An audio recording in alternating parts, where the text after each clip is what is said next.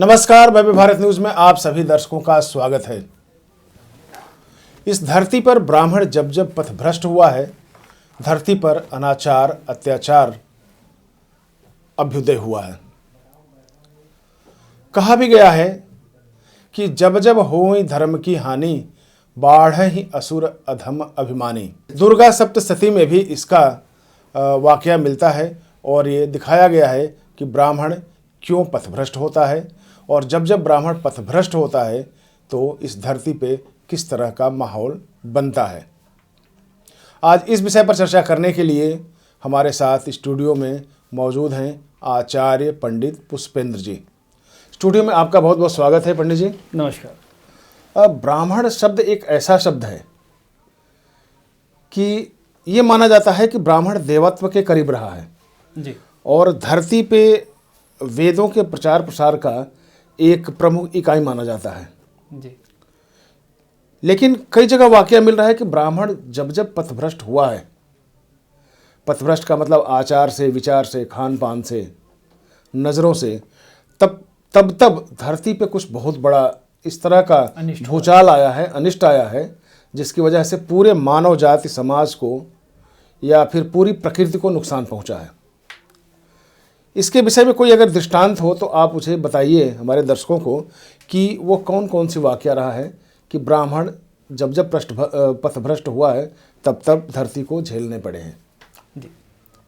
सबसे पहले मैं भव्य भारत के जितने भी दर्शक हैं उनका स्वागत करता हूं।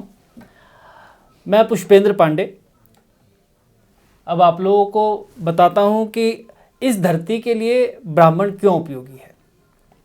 इससे पहले मैं आपको एक छोटा सा वाक्य बताता हूँ। जब हमारा देश गुलाम हुआ और जब मुग़ल आए तो उन्होंने हमारे ऊपर 1000 वर्ष तक राज्य किया, लेकिन वो हमें नहीं जीत पाए। हमारी संस्कृति जो है बची रही। तो यही जब अंग्रेज वापस आए और अंग्रेजों ने मुग़लों को हराया और वो हमारे पास आए तो उन्होंने देखा कि इस देश के अंदर एकता बहुत है। उसका मुख्य बिंदु क्या है, उसका मुख्य कारण क्या है। तो उन्होंने इसे सर्च किया और जाना कि सबसे मुख्य बिंदु जो है वो है ब्राह्मण और उसकी विद्वता। ब्राह्मण विद्वान हो तो वो बड़े से बड़े और महापातक से भी इंसान को बचा ले सकता है। ब्राह्मण वो चीज़ है। अब उन्होंने हमारी सबसे बड़ी जो शक्ति है उस पर प्रहार किया और हमारी शिक्षा व्यवस्था, हमारे गुरुकुलों को जो है वो खत्म कर दिया। जी जी। इसी प्रकार के उदाहरण जो हैं अनेकों अनेक हैं, जो हमारे पुराणों में, हमारे अन्य कथाओं में और हमारे उपनिषदों में, वेदों में ये है कि जब जब ब्राह्मणों का पतन हुआ, जब जब वेदों की हानि हुई, तब तब जो है हमारी पृथ्वी पर किस प्रकार के कष्ट और संकट आए। इसी प्रकार की एक कथा का वर्णन जो है दुर्गा सप्तशती के 11वें अध्याय और अथमूर्ति रहस्य में है। इसमें यह बताया गया है कि देवी शाकुंभरी का प्रादुर्भाव कैसे हुआ। अब इससे पहले कि मैं आपको देवी शाकुंभरी के बारे में बताता हूं, पहले मैं बताता हूं कि इसकी कथा क्या है। जी जी, कथा महत्वपूर्ण हो जाएगा। एक जो है कथा भी है। इसकी कथा इस प्रकार है कि एक बार दुर्गमासुर ने ब्रह्मा जी की बहुत वर्षों तक सिर्फ और सिर्फ वायु पी करके तपस्या की। 1000 वर्ष तक? जी, 1000 वर्ष तक जो है इनकी तपस्या चली। मतलब न कोई फलाहार, नहीं कोई जल, सिर्फ वायु पी के। सिर्फ वायु पी के। जब हम लोग योग करते हैं, जैसे आज भी आप हिमालय के कंदराओं में चले जाइए तो वहाँ कोई खेती बाड़ी तो है नहीं। जी जी। लेकिन फिर भी योगी जो है योग बल से और सूर्य की किरणों से ऐसी एनर्जी पैदा करता है कि वो भूख प्यास सहन करते हुए अपनी साधना को जारी रख सकता है। दुर्गम दैत्य जो था। हाँ जी जी। तो दुर्गम दैत्य जो था उसने 1000 वर्ष तक ब्रह्मा जी की तपस्या की और जब ब्रह्मा जी प्रसन्न होकर के उस दुर्गम दैत्य के पास आए तो उन्होंने कहा कि हे दैत्य, हे पुत्र, तुम मुझसे वर मांगो। दुर्गम दैत्य ने कहा कि हे परमपिता, आप मुझे चारों वेद दे दीजिए और दूसरा वरदान ये दे दीजिए कि मैं किसी भी देवता से पराजित नहीं हो पाऊं। अब देखिए उसने कितनी बड़ी चाल चली। जो वेद हैं वही विद्या का केंद्र है। जैसे ही ब्रह्मा जी ने उनको वेद और अजय होने का वरदान दिया, उसी क्षण से जो ब्राह्मण थे वो वेद विहीन हो गए, विद्या विहीन हो गए। और वहाँ से जो है जब विद्या विहीन हो गए, किसी प्रकार का ज्ञान नहीं रहा, ना यज्ञ हुए, ना हवन हुए और ना ही किसी प्रकार का धार्मिक क्रियाकलाप हो। इससे क्या हुआ, जो हवन नहीं होते थे और जिस प्रकार से यज्ञ बंद हो गए, उसी प्रकार से जो है वर्षा भी बंद हो गई। धरती पर अधर्म फैल गया, अनाचार फैल गया। ब्राह्मण जो है अपने धर्म से पतित हो गए और वो धर्म भ्रष्ट होकर के पापाचार करने लगे। बहुत समय बीत जाने के बाद धरती पर 100 वर्षों का अकाल पड़ा। जब पाप बढ़ता है तो कहीं भूकंप आते हैं, कहीं बाढ़ आती है, कहीं अकाल पड़ते हैं, प्राकृतिक आपदाओं का एक सिलसिला शुरू हो जाता है। जैसा कि हम इस वक्त के समय में भी देख रहे हैं कि कहीं आप जल प्रलय हो रही है, कहीं पर जो है भूकंप आ रहे हैं, कहीं पर बहुत अधिक वर्षा हो रही है। इसी प्रकार से उस समय भी हुआ। अब जब ये सब हुआ तो जो हमारे ऋषि मुनि कंदराओं में रहते हैं, उन्होंने विचार किया कि इस स्थिति से अब कैसे निपटा जाए, उस दुर्गमासुर को कैसे परास्त किया जाए। तो उन सभी ऋषि मुनियों ने मिलकर के माँ भगवती आदि शक्ति का स्मरण किया और उनकी स्तुति करने लगे। जब वो बहुत काल तक स्तुति करते रहे तो माँ आदि शक्ति भगवती वहाँ पर प्रकट हुई। माँ आदि शक्ति का जो ये रूप है ये बहुत ही करुणामयी है। वो अपने हजारों नेत्रों के साथ वहाँ पर प्रकट हुई और जब उन्होंने ऐसी व्यवस्था और ऐसी करुण हालत में मानव को देखा, जहाँ पर वो भूखों प्यासों मर रहा है, जहाँ अनाचार अत्याचार अपने चरम पर था, ऐसा देख करके स्थिति माँ रो दी। उनके इतने सारे नेत्रों से जो जल प्रवाह हुआ, उससे हमारे जो सूखा है, जो वर्षा है, वो कहते हैं उस समय कि वो वर्षा 8 दिन तक होती रही। घनघोर इसी वर्षा जी होती रही।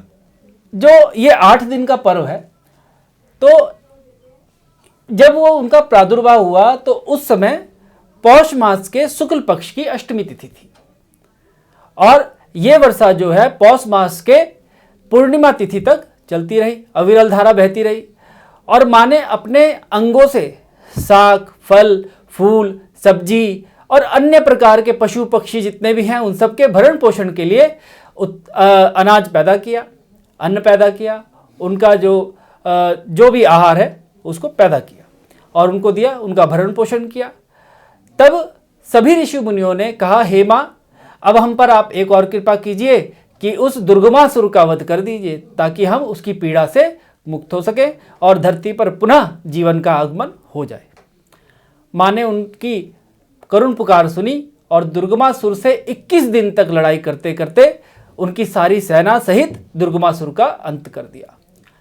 तभी से हम लोग हर वर्ष पौष मास की शुक्ल पक्ष की अष्टमी तिथि से पूर्णिमा की अष्टमी तक, जी पौष मास की पूर्णिमा तिथि तक ये त्यौहार मनाते हैं। इसको हम लोग शाकुंभरी नवरात्र भी कहते हैं। जैसे अगर हम देखें तो दुर्गा सप्तशती के 11वें अध्याय में भी मिलता है, हमें इसका वो मिलता है, ततः सतेन नेत्राणाम निरीक्षस्याम यन्मुनिम कीर्तियस्यन्ति मनुजाक सताक्षेमीति मा ततः ततोऽहमखिलं लोकमात्मदेह समुद्भवी भरिष्यामि सुरा साकै। उन्होंने जो है इसमें बहुत अच्छा वर्णन किया था, साकै राविष्ट धारण कै। जब 100 वर्षों तक पृथ्वी पर वर्षा नहीं होगी तब मैं पुनः आऊंगी और अपने हजारों नेत्रों से जल की वर्षा कर करके और उस अकाल का मैं अंत करूंगी, निवारण करूंगी और उसके साथ ही मैं जो है अपने बच्चों का, अपने भक्तों की रक्षा के लिए सदैव इस पृथ्वी पर समय समय पर आती रहूंगी जब जब आपदा और विपदा आएगी। है ना इसमें साकंभरीत विख्यातिम यदा यास्यामि हम भविम तत्रैव च बधिष्यामि दुर्गाम आख्याम महासुरम। जी जी, ये इसमें है। तो ये रहा कि ब्राह्मण जब जब पथभ्रष्ट होते हैं तो किस तरह से लोग, पूरी पृथ्वी, पूरा संसार पथभ्रष्ट हो जाता है, एक हाहाकार मच जाती है। और इसलिए हम आपको बताने की भी कोशिश करेंगे कि आप लोग जब भी हो हमारे ग्रंथों का, वेदों का और इस तरह के जो जैसे दुर्गा सप्तशती हो गई, अन्य वेद हो गए, इनका आप धीरे धीरे एक एक करके रोज़ आप लोग अगर अनुकरण करें तो निश्चित तौर पे बहुत सारी चीज़ों में सुधार हो जाएगा और आप अपनी मूल संस्कृति को समझ पाएंगे। पंडित जी, आपको भी कुछ कहना है इसमें? जी देखिए, मैं आपसे एक बार और फिर दोबारा कहना चाहूँगा कि अंतोगत्वा हम लोगों को अपने वेदों की तरफ फिर से लौटना ही पड़ेगा। यदि हम इस संसार में सुख शांति चाहते हैं, ये चाहते हैं कि सब भाई भाई की तरह मिलकर रहें, किसी प्रकार के अनाचार अत्याचारों का निवारण, सब प्रकार के पापों से निवृत्ति हमारे ये 4 वेद हमें प्रदान करते हैं। इनकी तरफ हम लोगों को कभी ना कभी लौट करके जरूर आना है। और मेरा आपसे एक और निवेदन है, जिन शाकंभरी माता का बहुत अच्छा त्यौहार इस वर्ष 30 दिसंबर से लेकर के 6 जनवरी 2023 तक रहेगा, उसमें आप माँ शाकंभरी की पूजा अर्चना कीजिए, उन देवी माँ को फल फूल मेवे इत्यादि चढ़ाइए और यथाशक्ति भंडारा कीजिए, गरीबों की सेवा कीजिए, जिससे माँ हम पर प्रसन्न हो। और इस पृथ्वी पर आज जो अनाचार मचा है, आज जो कोहार मचा है, ये कोहराम जो है, उसमें देखिए लाखों करोड़ों लोग जो है हर रोज़ मर रहे हैं। कई लोग जो है आपके बीमारी से मर रहे हैं, कई लोग बाढ़ से पीड़ित होकर मर रहे हैं, कई लोग भूकंप से पीड़ित होकर मर रहे हैं, कहीं आंधी कहीं तूफान, कहीं कुछ तो कहीं कुछ लगा ही हुआ है। अतः आप लोगों से निवेदन है कि आप लोग सायंकाल और प्रातःकाल, ये 2 कालों में जो है माँ की आराधना कीजिए और ये कोशिश कीजिए कि ये आराधना आपकी कंटिन्यूअस चलती रहे, ताकि हम और हमारा परिवार, हमारा ये विश्व बचा रहे। बहुत बहुत धन्यवाद आपको।